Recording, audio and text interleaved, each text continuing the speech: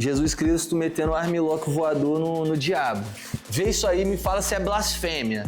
Eu não vou dizer que eu sou um grande fã do Pablo Marçal, mas ele deu uma explicação uma vez sobre relógio. Talvez deva ter 2.000 pessoas no Brasil que saibam lidar com o e-commerce da maneira como eu aprendi a lidar. Às vezes você se acha muito diferente, sendo que você tá fazendo as mesmas coisas, mano, que todo mundo. Tá todo mundo querendo acordar cedo, ser fitness. O empresário que você se inspira na internet, ele tá endividado. E os chineses vão quebrar o varejo do Brasil e infelizmente não tem o que fazer. E o varejo, ele é um decapitador de pessoas, principalmente com a internet, assim. Eu não tenho como não te achar um peso morto na terra, porque o seu legado, ele não vai ser perpetuado. Menos vocês, oficiais de justiça, de vocês eu vou me esconder sempre, Zinho. Aí, monstro. Beleza? Prazer, André. Opa. 1.500 camisetas, todas foram pro lixo. Manda a IA fazer isso aí. Faz não. Manda a IA fazer isso aí.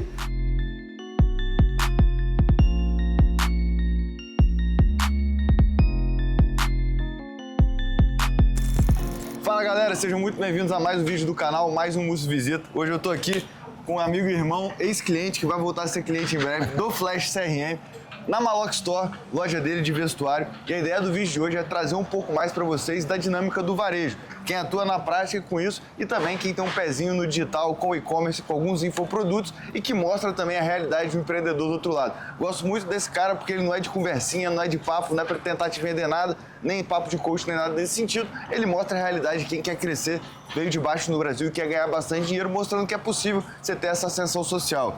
O que nós vamos ver hoje? Fala pra mim, André. Hoje a gente vai ver o quê? A rotina de um pobre garoto latino-americano, empreendedor brasileiro que saiu do nada não, né? Eu falo com minha mulher.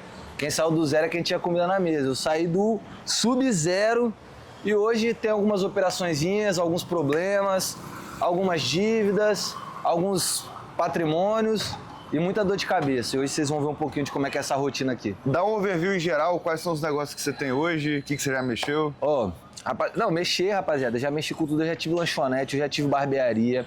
Hoje eu trabalho basicamente nas frentes que é entretenimento, música, lançamento, produção executiva, isso a nível nacional. A loja, né, que é a minha operação, que é a Maloc Store, hoje é onde eu fico mais de frente, era uma operação que já foi até maior, mas diante do cenário nacional a gente reduziu e focou ela mais no e-commerce.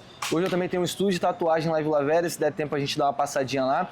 As marcas de roupa, eu tenho uma operação de marketing que é voltada ali para captação, produção de conteúdo diário e etc. Ajudando alguns empresários a se posicionar de uma forma melhor com o seu negócio dentro do digital, que é a vitrine principal, quanto também na rua, na maneira como você vai ser visto. Incrível. Cara, vamos entrando aí na loja. E, João, a gente estava trocando uma ideia antes de começar o vídeo, você estava comentando muito sobre a mudança no padrão de consumo das pessoas mais novas, que teoricamente é um público muito direto aqui das marcas que você vende. Como é que você tem observado isso, essa mudança de padrão de consumo, cara? Cara, então, igual a gente estava ali trocando essa ideia, e a gente já trocou essa ideia antes, eu acho que o mercado nacional, não só nacional, né, a gente vê essa mudança até a nível mundial, ele acabou indo para alguns lados muito distintos do que ele era na minha geração ali, de quando eu tinha 20 anos. Então hoje a gente tem ali um wellness muito forte no cenário, né, a gente vê que o wellness é o mercado aí que mais cresce no Brasil, acompanhado do mercado pet, e aí isso fala muito também sobre a solidão das pessoas, né? Então você tem o wellness e pet ali andando lado a lado, e o mercado do que eu chamo da era coach, né? Hoje em dia todo mundo tem algo para falar, todo mundo quer, eu vou me tornar um empresário e depois eu vou vender meu curso, e eu vou vender minha mentoria, e eu vou influenciar as pessoas, e nada contra isso, só que eu acho que a gente entrou muito naquela... A teoria do Charlie Chaplin ali, do apertar o parafuso, e todo mundo quer apertar o mesmo parafuso, né? Você não vê mais as pessoas tentando criar algo diferente, tá? Todo mundo meio que indo na mesma onda ali dos infoprodutores, do mercado wellness, do eu vou acordar às 4 da manhã, eu vou malhar, eu vou não sei o quê, e, irmão... Cadê a sua essência? Cadê sua vida, tá ligado? Tipo assim, não tô falando que você também tem que fazer igual eu fiz, né? Todo riscado, viver a vida do jeito que eu vivi. Mas, pô, o que você tá vivendo? Né? Porque, beleza, sua rotina vai ser regradinha, você não vai fazer nada de diferente, você não vai meter um louco, pô. O dia que talvez, se você tiver a capacidade motora de ter um filho, o que você vai contar pro seu filho? Que você era um cara que sei lá, pensa nas histórias aí que a gente tem com os nossos pais, tá ligado? O que eles fizeram ali nos anos 80, como é que era a vida. E aí, porra, meu filho, na sua idade, eu tava acordando 4 horas da manhã, ia treinar, correr, ia pra faculdade, fazia um cursinho, chegava em casa, via um podcast, lia um livro do Aí desenvolvi burnout. E aqui, cara, nada contra quem quer estudar e se desenvolver, tá? Eu fui o cara que durante muitos anos da minha vida, e até hoje, estudei de uma forma anormal, até porque o estudar pra mim é uma das coisas que mais me diverte, mais me preenche. Então é uma parada que me faz bem, pegar, estudar, aprender alguma coisa. Ele não tá falando disso, de você não se dedicar e você não trabalhar, mas talvez você entender que não existe um único caminho linear. Você tem várias oportunidades que você pode se satisfazer pessoalmente, invariavelmente ganhar dinheiro com isso. Então, não olhe para a internet e para as pessoas que estão ganhando dinheiro na internet, imagine que a única forma e a receita do sucesso que você pode chegar lá. O cara fez isso com roupa, fez isso com música, vai fazer com tatuagem, tá fazendo com criação de conteúdo. Então, existem N maneiras de você conseguir chegar nos seus objetivos. E aí, traduzindo, qual que é o seu diagnóstico para essa geração hoje? Padrão de consumo, quais negócios vão ser impactados? Cara, padrão de consumo hoje ainda continua o wellness e área pet. Ali, isso aí pra mim ele vai continuar batendo.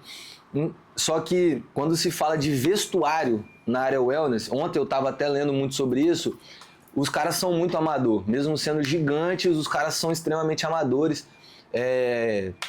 Atletas da MIF, né, que é uma das marcas referências no wellness, saindo fora, reclamando, falando que a marca não tá entregando, que a marca não paga.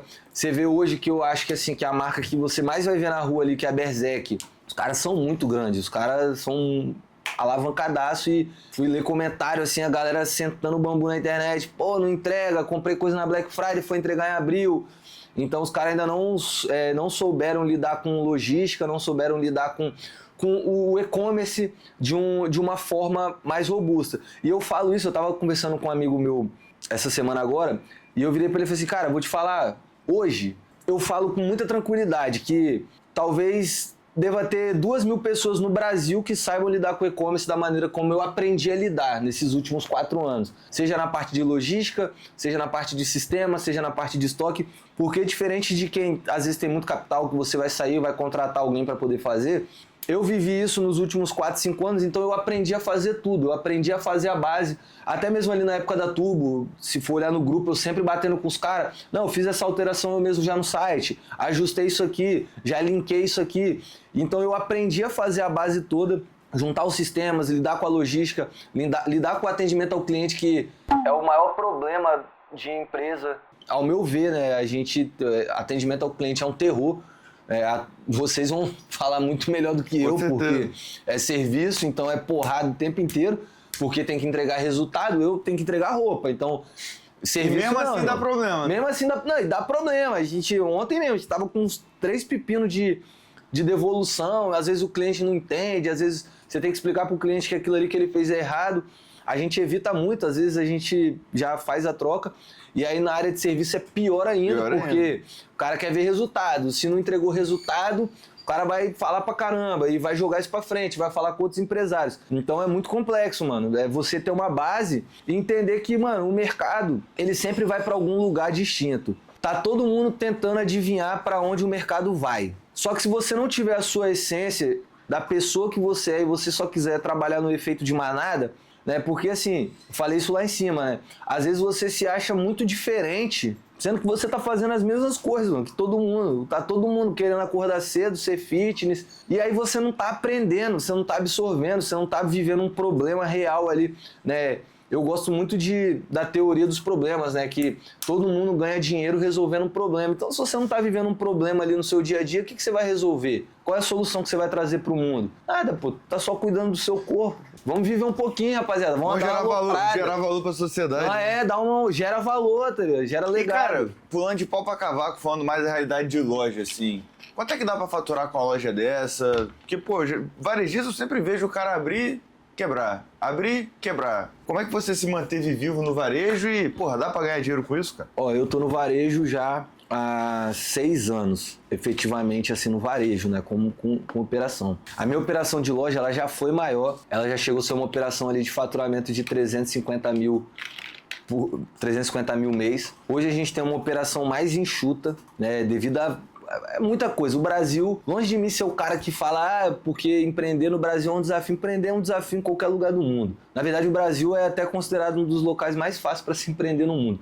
Só que a gente tem desafios, que é funcionário, que é os impostos, juros absurdos. Eu tô enrolado em juros, rapaziada. Assim, que não tem mentirinha de empresário não. Empresário que não tem uma dívida. Tá ligado? Assim, assim, minha dívida hoje, eu devo estar aí com mais ou menos 1.200, 1.2 mil de dívida. Mas tá controlado, né? A gente vai, joga pra frente, posterga, trabalha, negocia.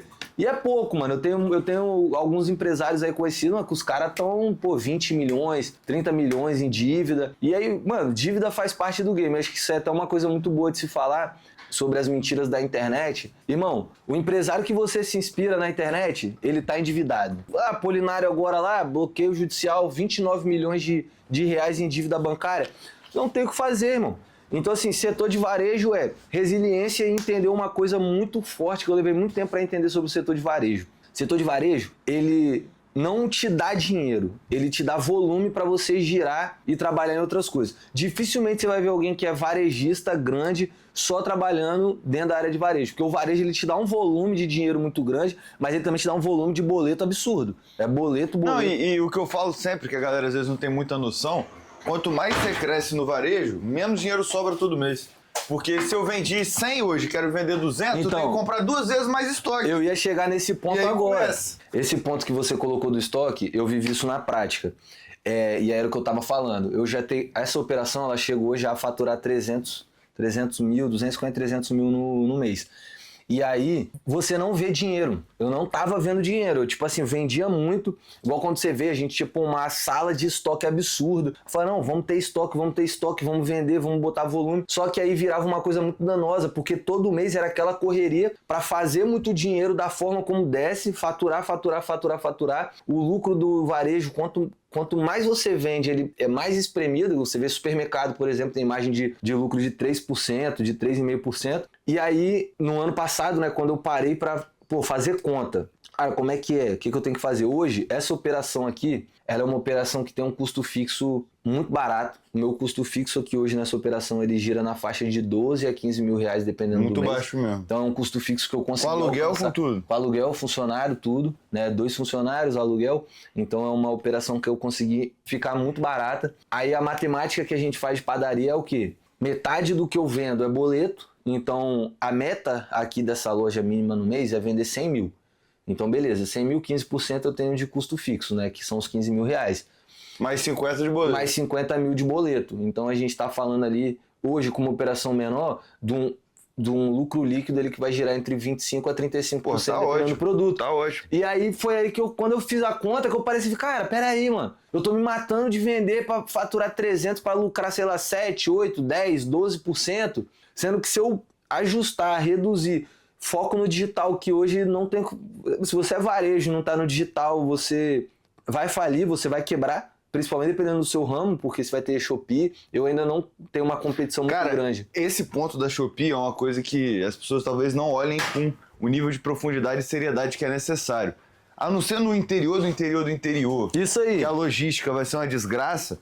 Todo mundo que tem loja de rua, que vende qualquer coisa que seja uma commodity, parafuso, trena, cabide, você compra tudo online, irmão. Mercado Livre, e Shopee. não tem como competir, que é a porra do chinês num galpão com volume gigantesco e o varejista pequeno ele vai quebrar, não tem o que fazer. E nem esse cara, nem se ele for pro e-commerce.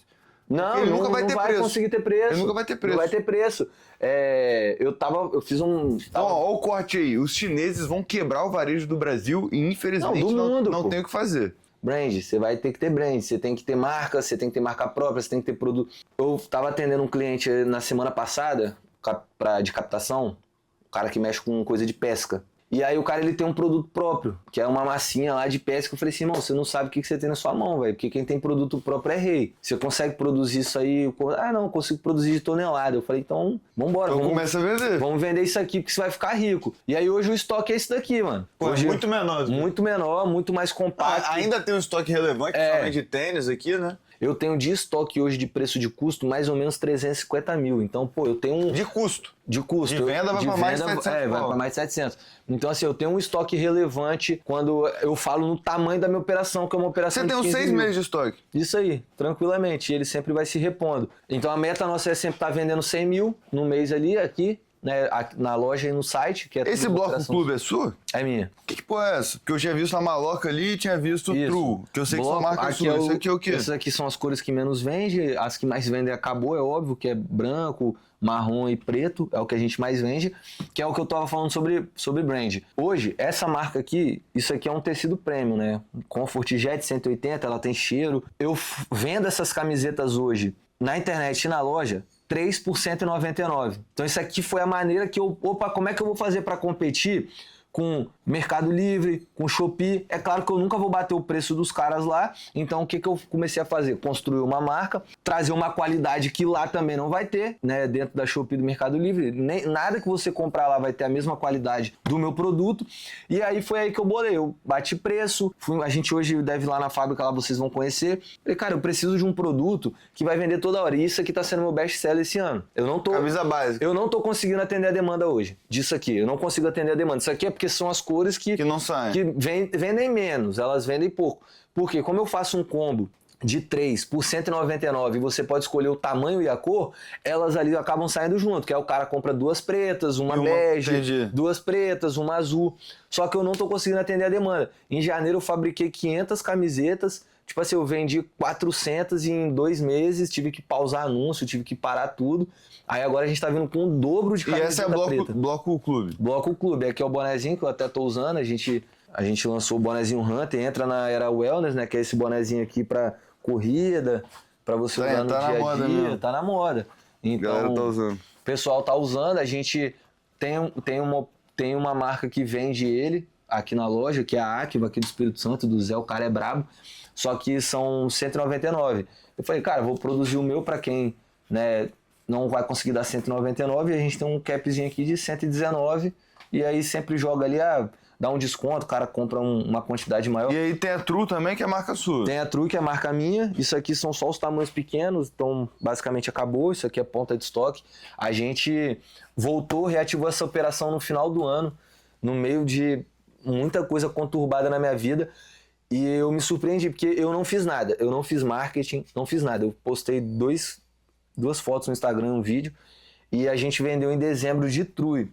No atacado e no varejo a gente vendeu 100 mil reais em 15 dias. Aí a gente lançou, pô, ao invés de eu dar um desconto, a cada 500 reais em compra você ganhava uma camisa. Ou da True, ou da Bloco, e aí, pô, o cliente... E aumenta o ticket médio. Aumenta o ticket médio. E o cara vê vantagem. Fora isso, a gente tem um monte de estudo aqui, né? Isso aqui são as bermudinhas que a gente está estudando, que a gente está vendo, que são bermudinhas runner de corrida. Não tá parado não, né, bicho? Nada. Você tá vendo o mercado mudando e não tá parado. Isso aí a gente comprou um lote para poder ver como é que ia funcionar. Aqui e aí tem da própria Maloca também. Essa aqui, quando a gente solta às vezes coisas promocionais, umas camisas de ação. A gente deve soltar uma agora em outra collab com Guaraná Coroa. Eu tenho essa, pô, você me deu. A gente vai soltar uma da Copa. A gente vai soltar, o design já tá até desenvolvendo. E fora isso aqui, mais um monte de produto. Isso aqui é tudo produto teste, mano. Isso aqui, rapaziada, pra você que começa a ganhar dinheiro, você vai ter que começar a gastar, ó. Isso aqui é tudo pra testar, ó. Cara, essa ideia que a gente tava trocando aqui, só pra vocês entenderem, galera, a gente, conversa muita coisa no off aqui, e às vezes aparece algum insight que eu acho que é importante compartilhar com vocês. Estava trazendo uma visão sobre como que a construção de comunidade é algo muito importante para as marcas hoje. E a gente, como Turbo, tem esse serviço e faz isso muito bem. A partir do momento que você consegue construir uma comunidade engajada, são esses caras que, além de comprarem e recomprarem muito com você, vão trazer aquele efeito de identificação, de uma indicação, do member get member, e aquela questão, poxa, você era adolescente, você chegava no aniversário de alguém da escola, estava todo mundo usando Billabong e Quicksilver, você meio que se via na obrigação, ou pelo menos tendencioso a ir por esse caminho e comprar esse tipo de roupa. E aí ele estava comentando um papo muito irado que é, as marcas começam com uma comunidade forte, mas às vezes nesse processo de escala elas vão perdendo um pouco essa identidade, que é um pouco que ele está colocando da Nike. Cara, a Nike era uma empresa que vendia muito, hoje tem estoque agarrado aqui. Fala um pouco dessa visão aí. Cara, é o que eu falei assim, quanto mais você cresce, a tendência é que você não vai conseguir mais atingir o seu público daquela maneira real, porque o fator principal da sua marca e do seu produto que você está criando, ele já acabou, porque antes você fazia uma parada pelo amor ali, principalmente quando a gente fala de marca de roupa, basicamente toda marca de roupa ela começa por um desejo, por um anseio de colocar uma ideia sua numa camiseta, numa bermuda, numa estampa. E aí você traz pessoas para dentro do seu ciclo que também começam a gostar daquilo. Então ela se identifica com você, você se comunica. Antigamente você não tinha tanto esse acesso com os donos porque a gente não tinha Instagram e TikTok da maneira como era hoje. Então era quem tinha cash. Hoje não. Quanto mais você conta a sua história ali na internet, a tendência é que outras pessoas se identifiquem com aquilo ali. Sempre vai ter alguém que vai se identificar com a sua história e você vai vender seu produto. Só que aí o que vai acontecendo com muitas marcas é que elas vão crescendo, elas vão escalando, as preocupações mudam, a sua rotina de vida muda e aí você para de conseguir se comunicar com essa base e automaticamente de expandir. Então eu vejo que muitas das marcas mais tradicionais, das marcas milionárias que ficaram grandes, estão tendo muito impacto de faturamento e perdendo muito cliente porque perdeu a comunidade. Enquanto marcas menores ali, que o cara ainda não tem volume, que o cara ainda não fatura milhões, mas ele consegue conversar diretamente com o público dele e automaticamente converter aquilo e fazer crescer. Então assim, é um desafio muito grande, velho, porque as pessoas elas querem ser ouvidas, elas querem se sentir pertencente a uma comunidade. E aí, como que você escala isso da comunidade, ao mesmo tempo que você ganha muito dinheiro, mas aí sem perder a essência da parada. A essência é muito difícil, cara. Não tem... São pratos que você tem que equilibrar, né? Mas eu acho que a partir do momento que a marca perde esse elemento de desejo, de pertencimento, é muito difícil ela retomar isso, cara. É o grupo, porque, querendo né? ou não, porra, você compra uma camisa, beleza, você vai falar que a camisa é bonita e tal, mas você compra um casaco da North Face, é claro que a qualidade é boa. Mas você vai pagar mais caro porque tem a logo da North Face e você sabe que quando o cara olhar, ele vai te interpretar de uma outra maneira. É o Rolex, né, cara? Eu ia falar isso. É o Rolex. É o Rolex. Então, a partir do momento que você compra uma peça de roupa, você compra um relógio, é uma coisa que você está querendo demonstrar para o mundo sobre você e sobre a sua personalidade. Você está inserido em algo. Então, eu tive uma conversa com meu irmão sobre relógio, né? Eu ainda não tenho o meu Rolex, eu tenho o meu Seiko ali, né? Meus reloginhos ali. Tá bom, 3 mil, 4 mil. E já me inseri, né? Eu sempre falo com meu irmão, eu explicando pra ele, né, sobre o meu Seiko principal, que é o que eu mais gosto de usar. Ele, mas não faz sentido e tal. Assim, pô, Gozinho, os locais que talvez hoje eu frequento, não é, rapaziada, não é sobre babação de ovo, tá? Não é sobre, querer mostrar algo pra alguém. Não é, só que, aí, beleza, você vai se inserir, você quer se inserir numa comunidade de empresários, de pessoas que, pô, estão trabalhando, que estão produzindo coisas reais. E aí, pô, você tem um relógio maneiro, não é um Rolex, né? A gente que acaba conhecendo um pouco mais de relógio sabe como é que funciona isso. Mas só do fato de você não estar usando um Invicta, não estar usando um relógio... Tommy Hilfiger. Ou não estar usando o Apple Watch no lugar errado, você já se insere naquilo. Porque o cara que ele já tá no Rolex, que ele já tá em... Ele valoriza o Seiko. Ele valoriza o Seiko, porque ele já esteve no Seiko, ele já esteve talvez no Oriente ali. Oriente, que eu Omega, sempre, Seiko, Sul. Que eu sempre falo, cara, não... Beleza, você não vai gastar 3 conto num relógio ali, paga que é um relógio... 600, 700 reais paga no 6 Oriente. disso aí, velho, paga no Oriente. E é um relógio que você vai deixar pro seu neto. Sacou?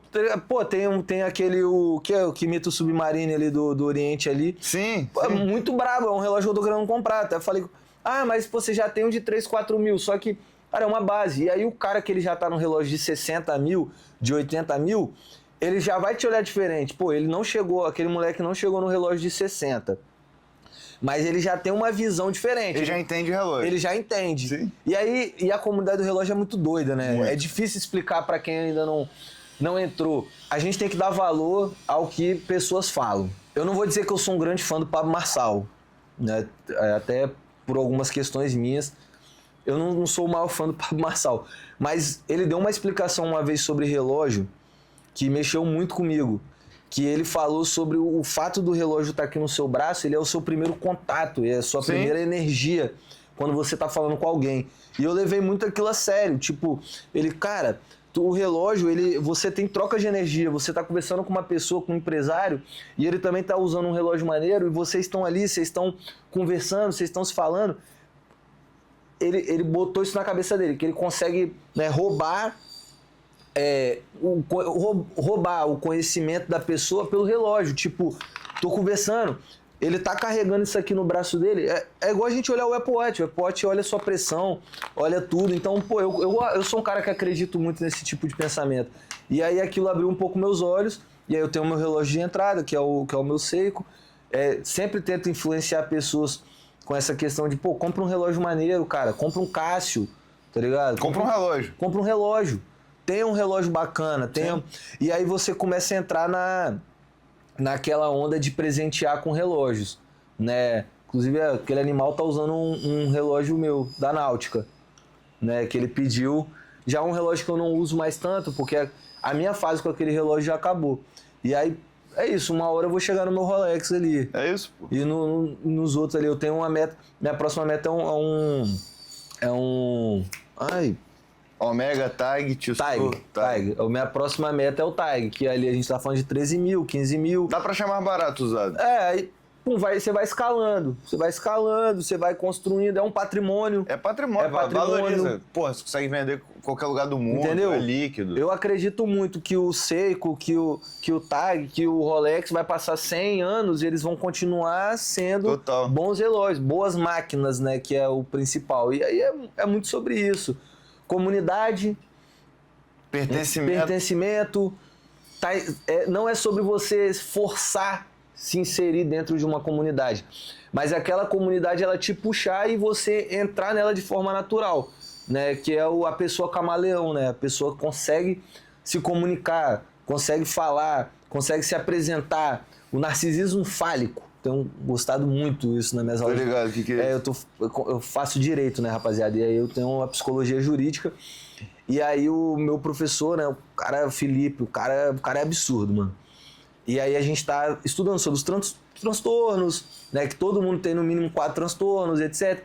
E aí ele virou pra mim e falou: não, João, você é um narcisista fálico. Aí eu falei: pô, mas eu não me considero uma pessoa narcisista. Ele: não. Tem nada a ver. O narcisista fálico é a pessoa que fala. Ele rouba a áurea do lugar com a fala. Então, a partir do momento que você consegue se inserir, se comunicar, falar bem, e eu sei que eu falo muito bem, ter uma boa oratória, você vira um narcisista fálico, você vai se tornando aquilo, porque você consegue liderar, você consegue puxar o ambiente, fazer as pessoas te escutarem, fazer as pessoas te ouvirem e automaticamente você vai crescendo na vida, né? Principalmente eu, que vim de um local que não dava para ser ouvido, né? Da minha realidade, da vida que eu vivi, da forma como era eu, minha mãe e meu irmão, a gente cresceu ali, né? Lá em Santo Antônio. Então eu precisei colocar minha voz, porque eu não ia ter dinheiro para poder crescer. Eu também não ia ter conhecimento. Conhecimento se aprende, mas você precisa das condições necessárias para aprender aquilo. Eu larguei a escola na 7ª série, né? Fui terminar a escola com supletivo. Então, eu não tinha nem essa vocação para o conhecimento. E aí você vai aprendendo. E aí passa em concurso, igual eu fiz, e vai metendo louco, troca. O foco principal mesmo é o que eu falei, atendimento. Né? O CRM manual. Tem o CRM, é importante, né? Rapaziada, você já está faturando aí pelo menos uns 20 mil, 30 mil. 20, 30 mil tá bom, já dá pra botar 20, 30 mil o cara tem que ter um CRM. Pô. E aí, fica pra você. Tá ligado? Você que é lojista, seja de loja física, seja de e-commerce, a gente aqui da Turbo investiu numa plataforma chamada Flash CRM, que é uma plataforma que pode ajudar você em toda a parte de automações, campanhas, fluxos, cashback, tudo aquilo que você possa imaginar para melhorar o seu CRM, que é o seu relacionamento com o cliente. Então a nossa proposta de valor é aumentar 30% do faturamento da sua loja, sem que você invista 1 centavo em anúncio, usando de fato dessa ferramenta para estimular a recompra do seu cliente, campanhas específicas, fazer uma análise, que a gente fala de análise RFM, que é para entender os perfis de clientes. O RFM. Esse cara tem cliente aqui que compra muito mais do que os outros. Como é que eu vou... Rapaziada, o CRM ele vai te dar um auxílio principal aqui no que eu falo, que é o famoso CAC. O CAC aí... Você que está começando a faturar 20 mil, até uns 15, você começou a bater constante, 15 mil, 20 mil na sua operação, principalmente de varejo, o foco no CAC ali, que é o custo de aquisição por cliente, isso aí é o que eu tô mais chato agora, velho. Porque aí você vai somar mais agora. Eu tô muito chato com o CAC. Então, o CRM, ele vai te ajudar no quê? Ele vai te ajudar porque o seu CAC, ele vai diminuir.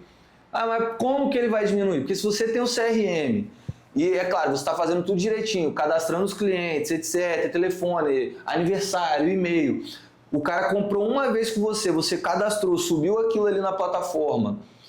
Você não vai gastar os mesmos, sei lá, R$30, R$25, que provavelmente você nem sabe qual que é o seu CAC, mas vai girar nessa faixa. Só que aí você tem tudo cadastrado bonitinho no CRM, o cara comprou, você tem o RFM dele ali, que aí você sabe se ele é um cliente quente, frio, se ele compra muito, se ele compra pouco. Baixou, o seu custo caiu, porque se você gastou R$30, eu acho que essa é a explicação, vamos botar que você gasta R$30 para trazer um novo cliente para sua loja e o seu ticket médio é 200. Então você tem 200 menos 30, 170. Pum, já comeu aí, já comeu 15% da sua margem. Beleza. Então, ao invés de você se preocupar em conseguir mais cliente, porque, claro, você vai se preocupar com isso, né? Mas se preocupar em mais cliente, você começa a diluir os seus R$30 ali que você gastou para ele fazer uma compra em 3, 4, 5 compras até que chegar uma hora que o seu custo ficou irrisório. Então esse é o CAC, né? O custo por aquisição por cliente, e um bom CRM ele vai te ajudar a diminuir isso, porque você não vai deixar esse cliente sair da porta ali da sua empresa e não comprar mais com você. Então, ao invés dele fazer uma compra de 200, sei lá, ele vai fazer 6 compras de 200, ele vai gastar R$1.000 na sua operação no todo ali, nos próximos 6 meses a 1 ano. Então, os R$30 que você gastou para poder trazer ele para dentro da loja, você vai diminuir. Então, o CRM passou de 20 mil de faturamento ali, você já pode começar a entender, colocar para funcionar o CRM, cadastrar o cliente, para reduzir o CAC. O foco dos seus números na sua operação de varejo, ele tem que estar andando juntinho com o CAC. Quanto que você está gastando no Meta Ads ali, que hoje está caro. E com esse cenário, onde o CAC vai ficar cada vez mais caro, porque o leilão do Facebook está mais caro, os aluguéis estão mais caros, o influenciador está mais caro, a concorrência está maior, o seu CAC vai subir. Então o que você pode fazer em relação a isso? Estimular que o seu cliente compre mais vezes com você ao longo do tempo. E muita gente fala, o cara ele vai lembrar de comprar, ele gosta de mim, ele gosta da minha loja. Cara, nada é mais poderoso do que você ativamente ir atrás desse cara. Ligar para ele, perguntar como ele tá, mostrar coleção nova, disparar um e-mail, disparar um WhatsApp. Então quando a gente fala de CRM, é realmente essa construção do relacionamento com o seu cliente. O erro mais caro que você pode cometer é o cara entrar na sua loja, comprar uma vez e sair fora. Então assim, isso é o pesadelo. Vai ficar difícil hoje na internet você ganhar dinheiro com a primeira venda. Você não ganha, você ganha na construção ali daquela relação e você vai ganhar na constância. Um outro pensamento que eu gosto muito de ter é você vai ganhar porque você deu atenção naquele cliente, então ele vai te recomendar. Isso é CAC, tá ligado? Porque se o cara comprou com você uma vez, ele chegar no André aqui, cara, compra lá na loja do João, porque o pessoal lá é maneiro, eles resolvem os problemas, eles atendem, pronto, eu já não vou gastar os R$30 de custo de aquisição do cliente, porque aí já diluiu, eu gastei 30 para trazer esse aqui, ele me trouxe mais um cliente, então já virou 15, já não, então, é um pensamento que, quando eu comecei a me concentrar muito nessa questão dos números, que é difícil, e eu acho que você não deve se preocupar muito com os números agora, enquanto você não está faturando uns 20 mil, se preocupa com entrada e saída, quanto você compra, quanto você vende, e aí chegou ali nos 20 mil, vai implementar um CRM, vai começar a olhar número, vai começar a focar nesses pequenos números ali, eles são é outra vida. A margem do varejo está no detalhe. No detalhe, é na compra, né? Não é na venda. É comprando, é quanto que você gasta para trazer o cliente para dentro, é quanto que você gasta no seu ponto, é fazer da forma como eu fiz entender que talvez faturar muito não necessariamente é algo bom, principalmente no cenário de juros altos. Eu acho que esse é o maior problema do faturar muito hoje. Porque com a taxa de juros alta, aí é isso, você começa a ganhar dinheiro, você vai ter que começar a prestar atenção em taxa de juros. Você vai igual brigar com um gerente de maquininha por causa de 1%. Eu brigo por causa de 1% hoje. Hoje eu brigo por causa de 1%, 0,5%. Ali de taxa que diminui, já muda, porque, cara, a compra online ela é cara, ela é muito cara. Né? A minha métrica aqui é que uma compra online que o cliente faz comigo, eu estou perdendo mais ou menos 10% do valor daquela venda, só em taxa, impostos, frete. Então você perde de 10% a 15% na compra online ali do cliente. Então é caro. Mas aí é isso, você tem que saber os seus números. quanto que você tá gastando, quanto que você perde, né, por compra do cliente, quantos por cento daquilo ali vai embora, vai pelo ralo. E ele vai, mano. Seja com cupom, seja com taxa do site. Eu uso o Shopify, então eu vou pagar a taxa pro Shopify. E é em dólar, né, que já dá uma rasgadinha pior. Seja o tráfego pago, aí é que entra um bom CRM, ele vai te impactar diretamente, cara. Vai trazer um dinheiro que está escondido, que você não está vendo. Vamos supor que você vai investir por mês aí R$800 num CRM da vida aí. Na Flash vai ser muito mais barato. Se você está nesse patamar aí de 20 mil, você vai pagar 150, R$200. Inclusive eu tô migrando para Flash, né, rapaziada? É bom deixar claro para vocês que eu não tô falando uma coisa aleatória. Eu já uso um CRM, tô migrando para Flash justamente porque o que foi me apresentado até então na reunião vai ser melhor ou superior ao que eu tenho hoje com um custo mais baixo. Ah, mas você vai economizar quanto? Na faixa de R$200 a R$300. Só que quando você começa a pensar nesse valor ano, se eu começar a economizar R$200 por mês, eu estou falando de uma economia na empresa de R$2.400 no ano. Aí se eu faço outras economias dentro da empresa, é aquilo, você ganha ali. Não é economizar, o seu lucro aumentou. Porque se eu economizei 10 mil, então eu ganhei mais 10 mil. Total. Então é você inverter esses números e no início da caminhada como empresário você esquece um pouco disso. Esquece, uma coisa que a gente sempre fala custo é igual unha, meu irmão. Tem que cortar sempre. Sempre. Se não cortar, cresce demais e te dá problema. Então é importante vender mais? Sempre. Sim. Mas R$10 de venda e R$10 a menos de custo é o mesmo lucro que você vai ter. Mesmo lucro. Isso aí é uma parada muito interessante. Porque é aquilo, não necessariamente vender 200 mil é melhor do que vender 100. Porque às vezes a margem com 200 mil é de 5% e a margem com 100 é de 15%. Então vai sobrar mais dinheiro. Vai sobrar mais dinheiro. Então você tem que entender o seu número, tem que entender o estoque. Eu vou falar sempre do varejo, que é o lado onde eu tô, e o varejo ele é um decapitador de pessoas, principalmente com a internet, assim, porque é muito difícil enquanto empresário, e eu tive que fazer isso, dar passos para trás, né, recuar. Pô, eu já cheguei a ter quase 20 funcionários, hoje eu tenho 3 funcionários fixos. Então, quando você vai recuando, quando você cresceu, você começa a se sentir mal. Pô, tô recuando, eu tô voltando para trás. Quando na verdade hoje eu já entendi que não, a única coisa que eu fiz foi ajustar. Turma, estamos agora indo para a fábrica que é ali em Vila Velha e mais uma vez quero mostrar para vocês o que é Vitória, tá? Vila Velha e Vitória são cidades muito próximas aqui são de 15, 20 minutos pra gente atravessar, mas a gente passa por uma ponte, cara, e dá uma olhada na vista aqui, deixa eu ver se...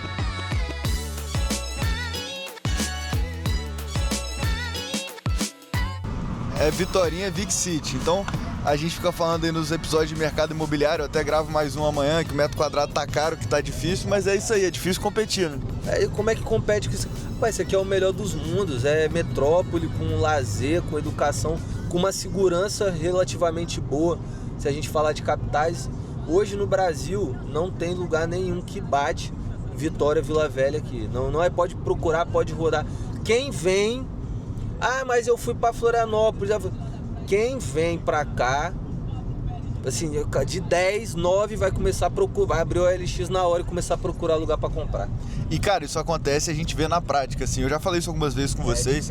Há uns 5, 6 anos atrás eu morava em São Paulo e eu ficava falando com a galera lá da mesa de trade. Cara, tá muito barato, olha esse apartamento, olha essa qualidade de vida. E hoje os preços já mudaram, né? Então a gente já vê gente fora vindo pra cá e os apartamentos estão mais caros em geral. Em Enseada do Suá hoje o metro quadrado mais caro do país, né? Não é mais Leblon, não é mais... Hoje, para você, gafanhoto que não sabe, Enseada do Suá, em Vitória, é o metro quadrado mais caro do país hoje para comprar. Então isso aí, assim, os preços em Vila Velha você ainda acha muita oportunidade. Em Vitória, região do centro, melhor lugar do mundo para quem quer investir hoje. Agora, do centro para cá já era, acabou, não tem gap de oportunidade mais. É tudo apartamento de 1 milhão, apartamento mais antigo, igual a gente viu lá, 500 mil reais, precisando de mais 150 de reforma. Então, assim, Vila Velha ainda compensa. Serra, muita margem de crescimento. Cariacica também, não pensando em morar, né, mas pensando em investimento. Muita coisa. Agora Vitória é aquilo, achou uma oportunidade, tem dinheiro em caixa, compra. Na mesma hora que vai ter retorno. Passou, abraçou, que se deixar passar, meu irmão, o cavalo selado só passa uma vez. Estamos chegando agora onde a mágica acontece, não é isso? Estamos chegando aqui na Lab, meus parceiros aí na produção. Aqui é uma fábrica, eu tenho uma parceria já com eles há alguns anos para produzir meus produtos. Sou eu, Maurição. Já vai. E Vocês vão ver um pouco aqui sobre como que funciona isso aqui que vocês estão vendo, como é que faz para sair daqui e chegar até vocês. E aí, monstro, Beleza? Prazer, André. Opa. Não pode fechar o videomaker pra fora não, rapaz. Aí, ó. Vai chegar aí, o cara teve uma ideia de uma camisa e ele quer produzir. Deixa eu tirar o microfone aqui que eu acho que vai pegar melhor. Qual que é o passo a passo dela sair da mão dele e chegar pronto, assim? Primeiro o cliente vai decidir modelagem, depois tecido, se ele busca um conforto, uma praticidade, depois só enviar a arte pra gente. Todo o processo é feito internamente, desde a produção das fichas técnicas, separação da arte, que é o que está acontecendo aqui agora Aqui, ó, com o você vê Davizão. aqui, ó, ele tá finalizando uma das artes nossas lá que a gente vai lançar de camiseta. Então, até isso sair, igual eu falei lá fora, até sair pra cá, pra hora que você consome, tem todo um processo que envolve o design, envolve a organização da produção, a escolha do tecido, as impressoras que vão imprimir os fotolitos, ou então a que vai imprimir o DTF, que está mais em alta aí. Eu não sou o maior fã de DTF do mundo, mas é o que está acontecendo. Então tem todo um processo que passa por as mãos desse cara aqui. Montou a ficha, separou a arte, dá a visão da sequência de impressão de arte, separação e dá marcha para produção. Aí é onde a gente começa a primeira etapa aqui com ficha na mão, que é para não ter erro. Nosso dia está na casa dos 300 a 400 peças. A gente trabalha 3 a 4 mil peças mês. Fichinha na mão, inicia aqui o processo de corte. A gente faz toda a montagem, separa em blocos, vai organizado para a área de produção e personalização. Como é que você veio parar nesse mercado? Cara, aquela queridona lá, ó, iniciou a fábrica dentro de casa, pequenas máquinas, e a gente foi crescendo aí quase 15 anos já nesse mercado. Ela já tem 30 anos de costura. 30 anos de confecção. 30 anos de confecção. É tradicional familiar. Saiu do corte, chega aqui na área de personalização. E, cara, tudo no detalhe, né? Tem os esquadros aqui, porque, pô, a estampa ela tem que ser linear em todas as camisas, não pode ter uma variação, né? Isso, toda a montagem aqui é feita no esquadro da régua, para que todo o silk fique aplicado no mesmo lugar, que a gente não tenha variação de tamanho, de localidade, saiam todas iguais. Todas as telas são encaixadas aqui nos mocetes, faz a abertura ali sem esticar, sem torcer a peça.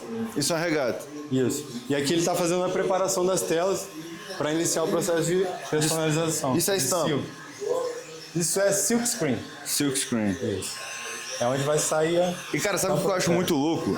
Esse é um tipo de indústria que ela é muito mais artesanal do que as pessoas imaginam. Porque o cara pensa na linha de produção, as camisas vão passando e o stamp vai batendo em cima. A gente vê que é uma coisa muito artesanal ainda. Então, porra, todas as camisas são feitas unitariamente. É um trabalho manual para fazer cada uma delas. E quanto mais cores tem um silk, mais telas dessas a gente tem que revelar e fazer encaixar uma em cima da outra. E é por isso que quando eu vou fazer uma camisa, o cara me cobra um MOIQ, um pedido mínimo, e me cobra um valor upfront, que é exatamente para fazer isso. É para poder custear todo o processo de preparação aqui, que é totalmente manual. Caro e é uma novela isso aqui. E da onde que sai a cor daqui e vai pra camisa? Preparação de tinta.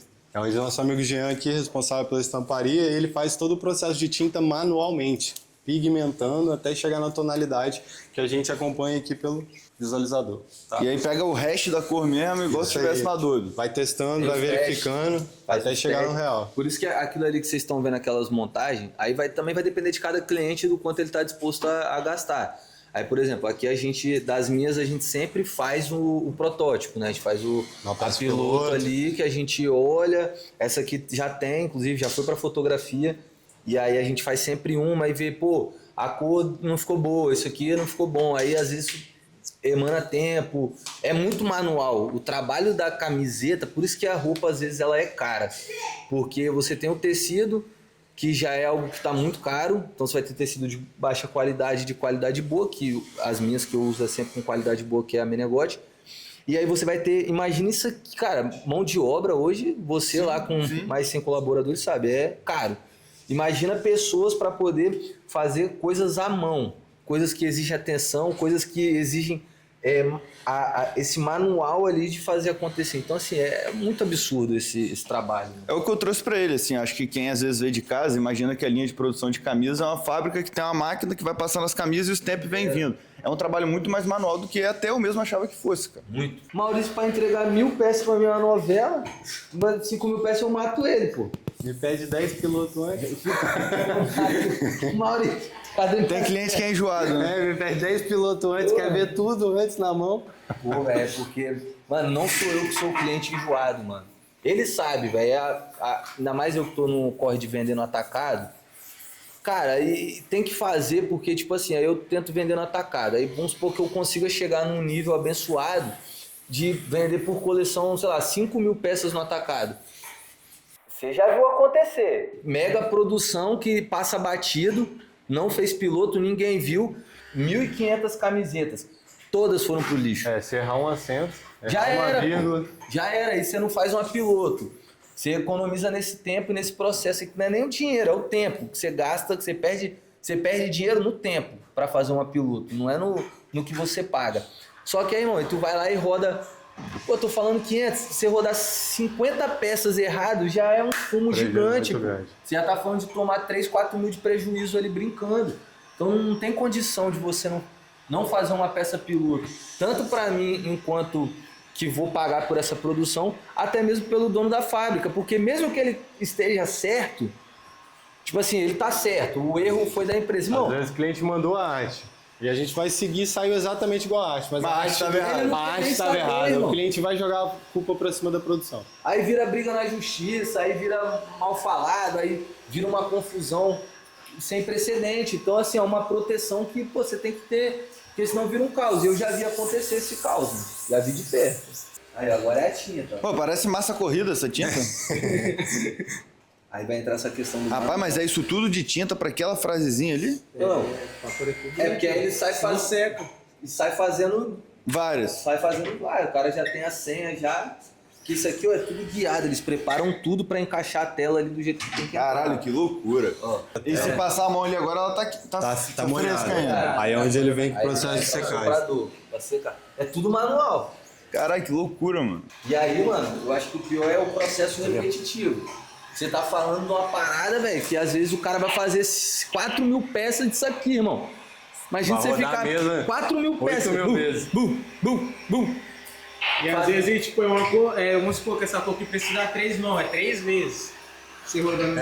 E outra, tem outro. Pra ela, a tinta ficar viva e não ter rachadura, tem que passar mais de uma vez. 1, 2, 3 É vezes. normal ela. 3 vezes no mesmo lugar. Não, não é normal não. Isso aí é o lugar onde foi feito.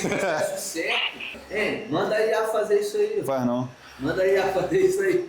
É o que eu venho falando. Os empregos que ainda são muito difíceis de serem substituídos.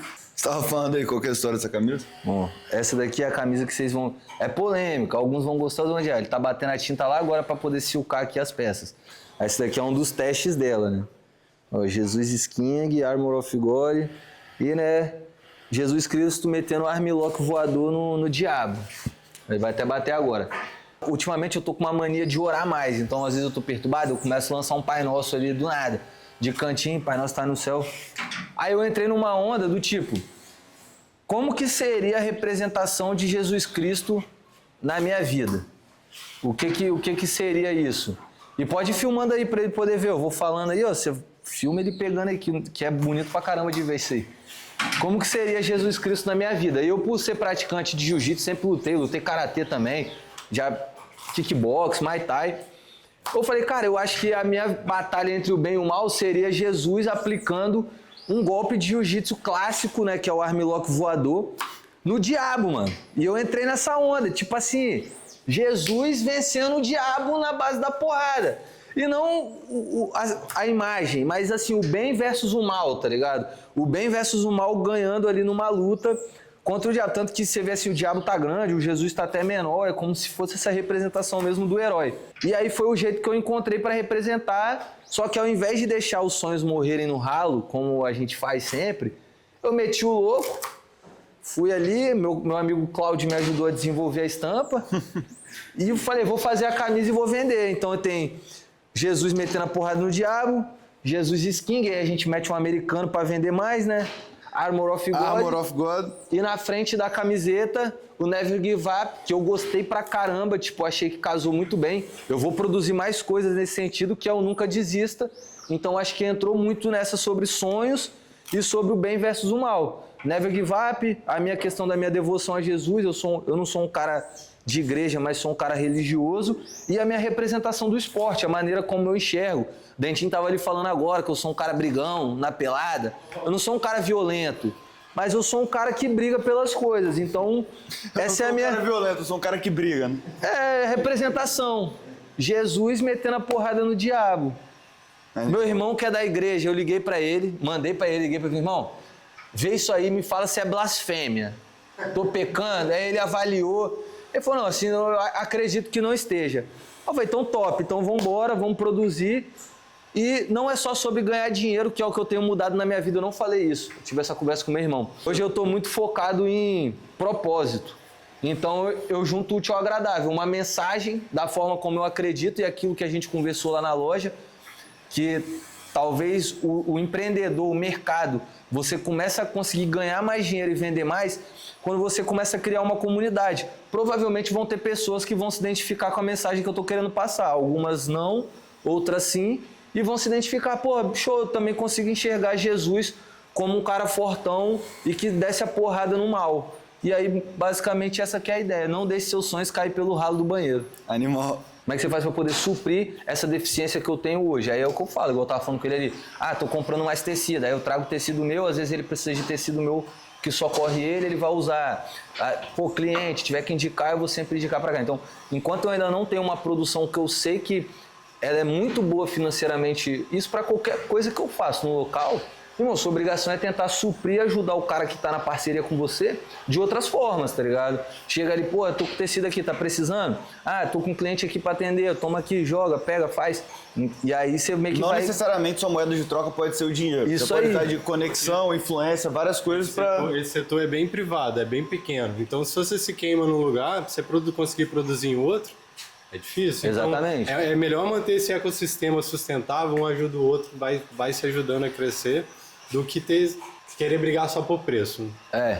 Seja bom com seus parceiros de negócio. Se você não consegue ainda chegar com a grana firme, o volume de produção, e aí às vezes o cara não vai te dar uma atenção no seu trabalho, isso já aconteceu comigo lá atrás, principalmente muito no início, mostra que você tem outras coisas para oferecer, irmão. Não, eu vou trazer mais cliente, eu vou falar bem, eu vou... Tipo assim, esteja disposto. Vai lá e me ajuda. Esteja disposto, irmão, a ajudar a operação do cara pro cara, tá, beleza, você é pequeno, eu vou te atender e vou acreditar em você. Josué fez isso comigo lá atrás, mano. Ele acreditou. O pano desbota, por mais que ele possa ser de qualidade, ele chega um momento também que ele rasga. Só que a estampa, a camisa vai rasgar e a estampa vai continuar do mesmo jeito que tá aí, ó. Essa tinta ela é composta por PVC. Ela não trinca, não racha e não desbota. Então aqui é estampa pro resto da vida aí.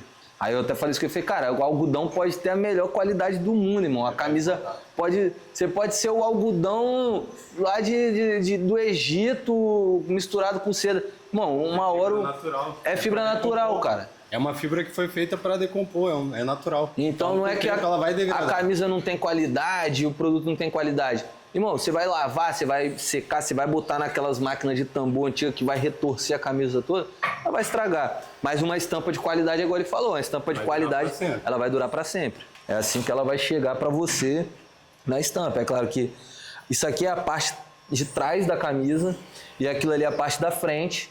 Depois vai juntar as mangas e vai ser tudo costurado com a gola bonitinha, né, a ribana. Então é um trabalho tão manual que ele é feito por peças. Manga, parte de trás, parte da frente. 4 peças que vão juntar e vão Ah, eu achei que era regata, pô. Não. Vai vir a manga ainda. Vai vir a manga ainda. É tudo manual, então tá tudo recortado, depois vai lá pra costureira e vai juntar as peças. União. Começa unindo primeiro os ombros, une o ombro, frente e costas, depois une as mangas laterais, fecha as laterais de cima e embaixo, fecha as bainhas, traga a gola. Processo básico para você que vai querer começar a produzir. Só para já matar aqui, a gente partir você entender, você vai vir falar com o Maurício aqui na Lab. Primeira coisa, definir sua estampa. Segunda coisa, a qualidade que você quer entregar, que isso vai interferir no preço que você quer, né? Que é o tecido ali, a malha que você vai querer usar. Aí depois vem corte da peça, que é esse jeito que vocês viram, estampa da peça, que é o que vocês acabaram de acompanhar, e a costura da peça. Depois disso vem a pior parte, que é a dobra da peça. Dobrar, empacotar, etiquetar. É a pior do mundo, dobrar, empacotar e etiquetar. Aí é chato. é desesperador, pô. Imagina com 4.000 peças. É isso, pra cima, trabalhando. Obrigado pela recepção. Quero a turma, Você hein? que quer produzir uma camisa, seja para sua marca, seja para sua empresa, só Espírito Santo ou Brasil todo? Brasil todo. Brasil todo, chama o homem, eu vou pegar o contato dele e vou deixar na descrição aqui do vídeo. Se fechar com ele, a gente vai ganhar um cascalhinho aí. Valeu. De comissão. Turma, saindo aqui agora da fábrica, e eu e o João mais cedo, na hora do almoço, a gente tava batendo um papo sobre filhos.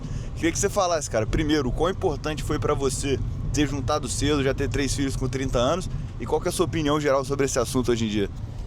Cara, eu sempre quis ser pai, porque eu sou o mais velho de 6 irmãos. Então, eu já me via nesse papel de pai ali muito novo, ajudando na criação dos meus irmãos.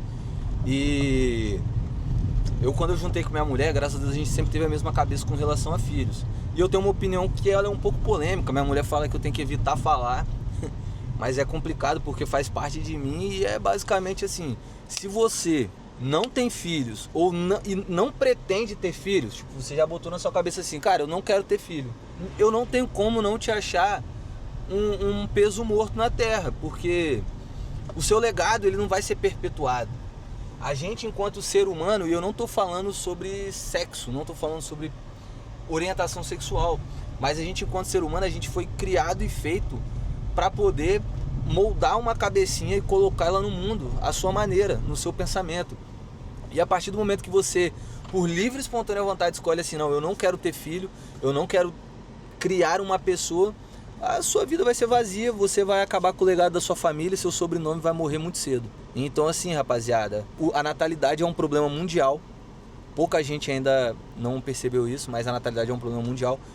E você escolher não fazer filho, você tá literalmente acabando com o planeta. Né? Acho que é isso, né? Você mesmo. tá acabando com o planeta, velho. Você tá levando a sua espécie rumo à extinção. Extinção, a gente nasceu pra isso, pra botar, pra povoar. Então, rapaziada, façam filhos, não precisa fazer igual eu, né, ter 3 filhos com 30 anos de idade, porque dá muito trabalho. Mas façam filhos, né, porque fazer filho, a parte mais gostosa é a prática. E é isso, sejam abençoados, tenham famílias e vivam sendo uma pessoa boa, independente da sua religião ou da sua orientação sexual, seja lá o que você acredita no mundo. Porrada. E galera, eu acho que, essa nossa deixa também, tivemos um tiratema final aqui com um pouco de conteúdo mais aprofundado, pra você ver que, apesar da cara, do jeito que se veste, o cara tem muito track record, muito conteúdo pra passar pra gente. E principalmente, vocês entenderem a realidade de quem empreende no Brasil mesmo. Isso aqui é o empreendedor brasileiro, cara. É o cara que toma dívida, toma risco, tem relacionamento com o fornecedor desde sempre, tenta manter um bom relacionamento com clientes, fornecedores e todos aqueles que estão envolvidos em torno do seu projeto e tem tido sucesso, tem crescido aí e é bacana a gente conseguir ver essas histórias. João, para finalizar o vídeo, recado final, onde é que te acham na rede social? Recado final, você que quiser acompanhar um pouquinho das loucuras e dos conteúdos, joaosoares.br e Vitória Espírito Santo, Rua da Lama, tô sempre por ali, maloca, menos vocês, oficiais de justiça, de vocês eu vou me esconder sempre, e vambora. Então é isso, galera, se você gostou do vídeo, não deixe de se inscrever no canal, deixa o like, tamo junto, vamos com tudo!